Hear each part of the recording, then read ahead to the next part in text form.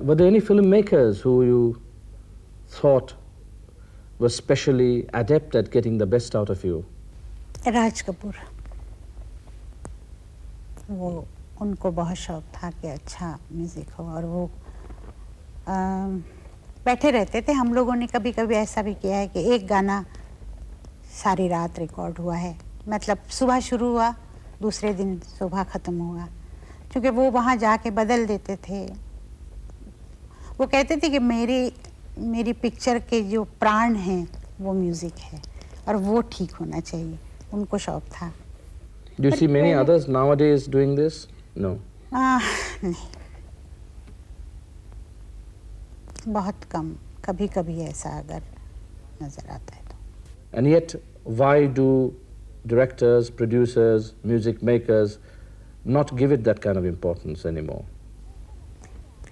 नहीं, मुझे ऐसा लगता है कि आजकल म्यूज़िक उतनी जगह के लिए वो रखते हैं जहाँ हीरो भी नाचता है और हीरोइन भी नाचती है। इससे ज़्यादा म्यूज़िक को आजकल ये नहीं किया जाता है। Do you give a lot of importance to lyrics in what you sing? हाँ, बहुत ज़रूरी है। अच्छे अगर बोल नहीं हो तो गाना कितना भी अच्छा हो, अच्छा नहीं लगता, मार खा जाता है। आजकल तो एक जो म्यूज़िक में बहुत नहीं समझते लोग, वो भी कहते हैं हम लोगों को कि आजकल गाने कितने ख़राब लिख रहे हैं, अच्छा नहीं है। ये होता है। If you don't like the lyrics of a song, do you sometimes turn around and say, I will not sing this? बहुत हुआ है, हाँ, मैंने बहुत गाने छोड़े। And how do they react? उनको अच्छा नहीं लगता है, और कई मर्तबा वो बदल भी देते हैं।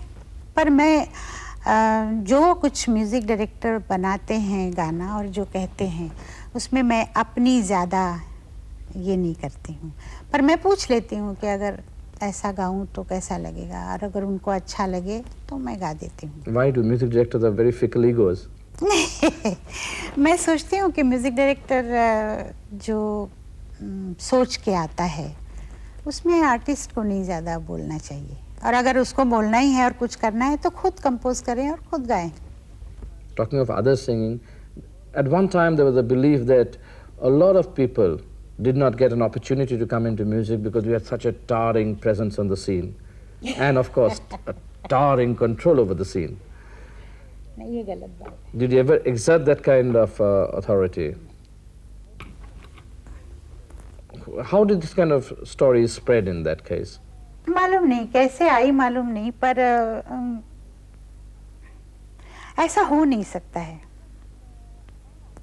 क्योंकि जिस वक्त मैं आई हूँ फिल्म इंडस्ट्री में प्लेबैक सिंगर बनके, तो कितनी बड़ी बड़ी सिंगर्स थीं जो गा रही थी उस वक्त, तो वो हमें नहीं हटा सकी, हम तो आ गए, तो हम कैसे किसी को हटा सकते हैं।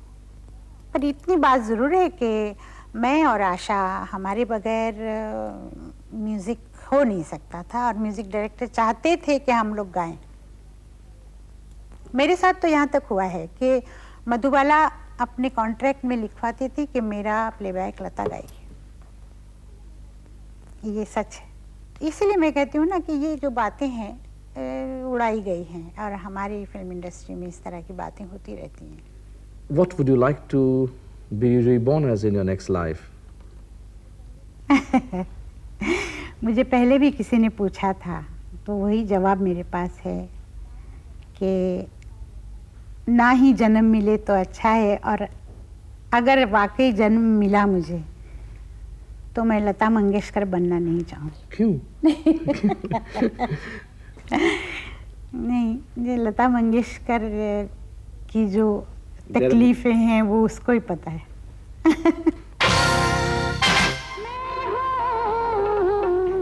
Lata Mangeshkar's story reads like a powerful film script, the triumph of a single woman in the male-dominated bastion of Hindi films. Poverty, anguish, pain and sickness, and then the long, arduous route to eventual success. And what a success it has been. Hers is the most famous voice in the country, the voice that sings of our loves and sorrows, triumphs and defeats. joys, and grief. The voice that echoes down the narrowest lane of every slum and reverberates in the most opulent settings of the rich and the famous.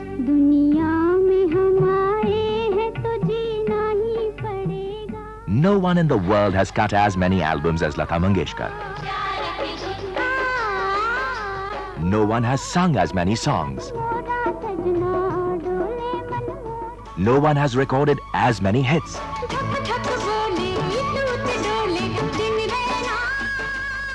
No one perhaps has such a loyal band of millions of admirers flung all across the globe.